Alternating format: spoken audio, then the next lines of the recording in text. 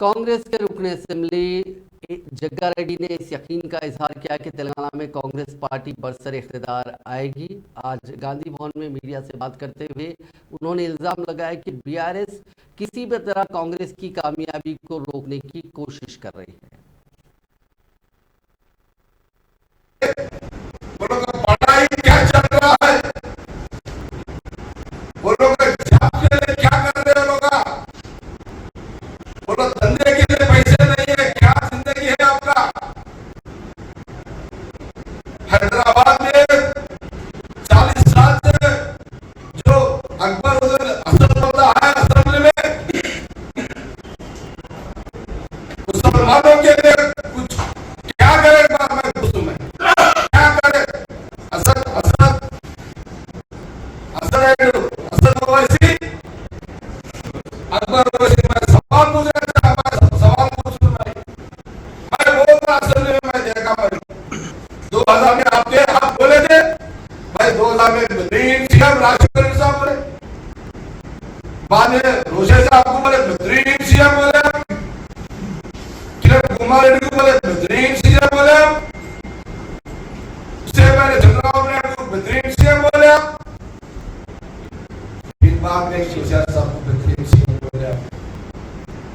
जिंदगी पूरा 40 साल में आपका जिंदगी पॉलिटिक्स पूरा बेहतरीन सीएम बोला ही आपका काम है। कल एक दिन आपके मुसलमान जो आया है वो लोग जिंदगी में कभी आप लड़े क्या, वो लोग का हाल क्या है वोलचिरी में, वो लोग जिंदगी कैसे है वो। वैसा तेलंगाना पार्टी की सरबराह वैस शर्मिला ने तेलंगाना असेंबली इंतखाबात में कांग्रेस के लिए अपनी तायद का आधा किया। उन्होंने मीडिया से बात करते हुए कहा कि कांग्रेस को उनकी पार्टी तायद कर रही है क्योंकि कांग्रेस तेलंगाना इंतखाबात में कामयाबी का इम्कान रखती है। केसीआर ने 9 साल के दौरे हुकूमत में आवाम से किए गए वादों को पूरा नहीं किया, यही वजह है कि वो चाहती हैं कि केसीआर दोबारा इख्तियार में ना आए। उन्होंने कहा कि 55 से ज्यादा असेंबली हल्कों में कांग्रेस का वोट बैंक उनकी तायद से मुस्तहकम हो सकता है। उन्होंने कालेश्वरम प्रोजेक्ट में मुबैना रिश्वतखोरी पर कहा कि कालेश्वरम प्रोजेक्ट में बड़े पैमाने पर रिश्वतखोरी हुई है। नरेंद्र मोदी जो कल तेलंगाना का दौरा कर रहे हैं, उन्हें इस मामले की मरकजी सतह की तहकीकात करवानी चाहिए। अवाम केसीआर की हुक्मरानी से ऊब चुके हैं। ఎవరండి తెలంగాణ ద్రోహులు? నేను 3800 కిలోమీటర్లు పాదయాత్ర చేసి ప్రతి చోట ప్రతి ప్రజా సమస్యల గురించి మాట్లాడిన దాన్ని మేమా తెలంగాణ ద్రోహులం? మీరు ఇచ్చిన వాగ్దానాలు నిలబెట్టుకోకపోతే మీరు ఎందుకు నిలబెట్టుకోవడం లేదు అని ప్రశ్నించిన వాళ్ళం మేమా తెలంగాణ ద్రోహులం? రుణమాఫీ చేస్తామని మీరంటే మీరు ఎందుకు చేయలేదు? 30 లక్షల మంది ఇంకా ఎవరు చూస్తూనే ఉన్నారు రైతులు అని ప్రశ్నించింది మేమా తెలంగాణ ద్రోహులం? అల్లుడు వస్తే ఏడబండాలే, డబుల్ బెడ్రూమ్ ఇల్లని మీరు వాగ్దానాలు చెప్పి ఓట్లు దన్నుకుంటే అసలు డబుల్ బెడ్రూమ్ ఇల్లేమైనా 30 లక్షల మందికి మన రాష్ట్రంలో ఇల్లులు లేవు అని మీ సర్వేనే చెప్తుంటే 30,000 ఇల్లులు కూడా మీరు కట్టలేదే అని ప్రశ్నించింది నేను. 191,000 ఉద్యోగాలు కళ్ళ ముందు ఖాళీగా ఉంటే మీరు ఎందుకు భర్తీ చేయటం లేదు అని ప్రశ్నించింది మేమా తెలంగాణ ద్రోహులం? పోడు భూములు ఇస్తామని చెప్పి కుర్చీ వేసుకొని వచ్చి కూర్చొని చేస్తామని చెప్పి ఇన్ని సంవత్సరాలు చేయకపోతే కొట్లాడింది మేమా తెలంగాణ ద్రోహులం? माइनॉरिटी 12% रिजर्वेशन इस्तानని చెప్పి बीजेपी के कायद तरुण चुग ने कहा कि तेलंगाना में कांग्रेस और बीआरएस के खिलाफ नफरत के माहौल के दरमियान बीजेपी ही वाहिद उम्मीद है। पार्टी ओबीसी को चीफ मिनिस्टर बनाने के अहद की पाबंद है। उन्होंने असेंबली इंतखाबात के सिलसिले में चाय और बिस्किट तैयार करने वाले शहर वालों से शहर में मुलाकात की। उन्होंने इस मौके पर कहा कि मोदी की वोकल फॉर लोकल मुहिम के तहत ये मुलाकात करते हुए चाय और बिस्किट तैयार करने वालों से तबादला ख्याल किया गया और उनके मसाइल से वाकिफियत हासिल की गई। उन्होंने कहा कि बास्केट तैयार करने वालों ने वज़ीर आज़म की क़यादत की सताइश की और मरकज़ी हुकूमत की स्कीमात पर वज़ीर आज़म से यगानियत का इजहार किया। बीजेपी के रियासती सदर किशन रेड्डी ने कहा कि तेलंगाना रियासती हुकूमत एमआईएम के दबाव में काम कर रही है और महकमे पुलिस रियासती हुकूमत के दबाव में काम कर रहा है। उन्होंने कहा कि माजी में रियासत में पुलिस की हालत ठीक थी, लेकिन अब पुलिस के निज़ाम को सियासत ज़दा कर दिया गया है। तेलंगाना सरकार ये पूरे एमआईएम पार्टी के प्रेशर के अंदर काम करते हैं। और पुलिस टीआरएस पार्टी के प्रेशर के अंदर काम करते हैं। पहले तो जब यूनाइटेड आंध्रा थे ये पुलिस बहुत अच्छे थे, मगर पूरा भी राजनीतिक दृष्टिकोण से, राजनीतिक एंगल से पुलिस को पूरा पार्टी को उपयोग करना चाहिए। ऐसा तेलंगाना में किसी विधानसभा क्षेत्र में जाइए यही मालूम पड़ता है आपको, पूरा टीआरएस पार्टी के पक्ष में प्रेशर से डरा के ट्रांसफर करा तो बोल के उनके खुद लोगों को पोस्टिंग करा के पूरा पावर मिसयूज करके पॉलिटिक्स किया है, पूरा पुलिस सिस्टम को पॉलिटिसाइज किया है। मजलिस इत्तेहादुल मुस्लिमीन ने हल्का असेंबली जुबली हिल से मुकाबला करने वाले उम्मीदवार के नाम का ऐलान कर दिया है। मोहम्मद राशिद फराजुद्दीन जो शेखपेट के कॉरपोरेटर हैं, पार्टी ने उन्हें जुबली हिल्स हल्के से उम्मीदवार बनाया। बैरिस्टर असदुद्दीन अवैसी सदर हिंद मजलिस इत्तेहादुल मुस्लिमीन व रुकन पार्लियामेंट ने ट्विटर पैगाम में बात बताई। वाज़ेह है कि हाल ही में पार्टी ने बाज़ हल्कों के उम्मीदवारों के नामों का ऐलान किया था, जबकि जुबली हिल से आज राशिद फराज के नाम का ऐलान किया गया। जुबली हिल्स हल्के से राशिद फराज के नाम के ऐलान के बाद अब हल्के असेंबली बहादुरपुरा और राजेंद्र नगर से मजलिस उम्मीदवार कौन होंगे, इस पर तजस्सुस पाया जाता है।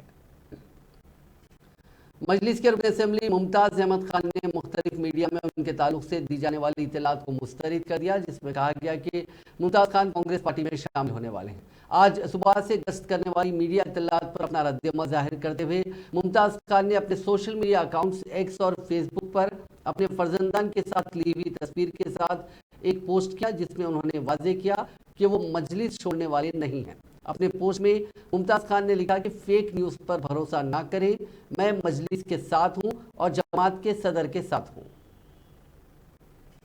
विजयवाड़ा के पंडित नेहरू बस स्टैंड में बेकाबू आरटीसी बस प्लेटफॉर्म पर चढ़ गई। इस हादसे में बस के पहिए के नीचे आकर 3 अफराद हलाक हो गए। महलूकीन में कंडक्टर के बशमूल एक खातून, एक लड़का शामिल है। इस हादसे में बाज़ अफराद जख्मी भी हुए। 12 नंबर प्लेटफॉर्म पर यह हादसा पेश आया। इस हादसे में प्लेटफॉर्म नंबर 11 और 12 के दरमियान रखे हुए फर्नीचर को भी नुकसान पहुंचा। बस का ब्रेक फेल होने के नतीजे में यह हादसा पेश आया। विजयवाड़ा के ऑटोनगर डिपो से ताल्लुक रखने वाली ये बस गुंटूर जा रही थी। हादसे का मकाम दिलखराश मंजर पेश कर रहा था। हादसा पीर की सुबह पेश आया। इतला मिलते ही पुलिस वहां पहुंची, जिसने लाशों को पोस्टमार्टम के लिए भेज दिया।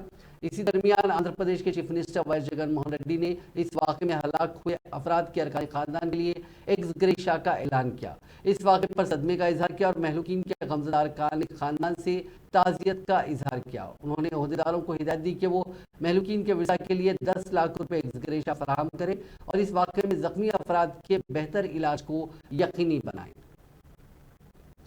पेट बशीराबाद पुलिस स्टेशन के हुदूद के कोमपली सुचित्रा इलाके में गैस पाइपलाइन से गैस के खराज के नतीजे में 2 अफराद झुलस गए। उन अफराद को इलाज के लिए करीबी दवाखाना मुंतकिल किया गया। गैस के अचानक इखराज के नतीजे में राहगीरों में खौफ देखा गया। इस बात की इत्तला फायर ब्रिगेड के अमले को दी गई, जिन्होंने वहां पहुंचकर 1 घंटे की जद्दोजहद के बाद आग पर काबू पाया। एजेंसी के खिलाफ केस दर्ज किया गया है। नशे में धुत एक नौजवान को सांप से खेल महंगा पड़ा। उसके डसने से नौजवान की मौत हो गई। यह अजीबोगरीब वाकया रियासत उत्तर प्रदेश के देवरिया जिले में पेश आया। अहरोली मौजू से ताल्लुक रखने वाला 23 साल रोहित जायसवाल शराब के नशे में धुत था। उसने एक सांप को पकड़ लिया और कहा कि वो महाकाल यानी शिव का भी बाप है और उसने सांप को गले में डाल लिया। वो सांप से खेल रहा था, तभी उसे गले में डाल रहा था तो कभी उसे हाथ में पकड़ रहा था। इसके बाद वो वहीं नहीं रुका, बल्कि उसने सिगरेट पीते हुए अपना मुंह खोलकर जबान आगे करते हुए सांप से अपनी जबान पर डसवा लिया, जिसके साथ उसके जिस्म में जहर फैल गया और नौजवान की मौत हो गई। पुलिस ने इस मामले में केस दर्ज कर लिया। इस वक्त सोशल मीडिया पर यह वीडियो तेजी के साथ वायरल हो रही है। आज कांग्रेस की सीनियर कायदीन प्रियंका गांधी और मल्लिकार्जुन खड़गे ने छत्तीसगढ़, मध्य प्रदेश और राजस्थान में मुख्तलिफ इंतखाबी जलसों से खिताब किया। अपनी तकरीर में प्रियंका गांधी ने मोदी हुकूमत को शदीद तनकीद का निशाना बनाया। थी उतनी ही श्रद्धा इस देश की जनता के लिए, खास तौर से मेरे आदिवासी भाई बहनों के लिए इंदिरा जी के दिल में थी। तो आज उनके गुजर जाने के 30 साल से ज्यादा ये पसीना एक करके, खून पसीना एक करके हमने बनाया, इसीलिए लाखों लोगों को नौकरी मिली। आज वो नौकरियां छीनने का काम ये बीजेपी वाले कर रहे हैं, क्योंकि अगर नाजरीन, इस न्यूज बुलेटिन में बस इतना ही। आप देखते रहिए INN चैनल।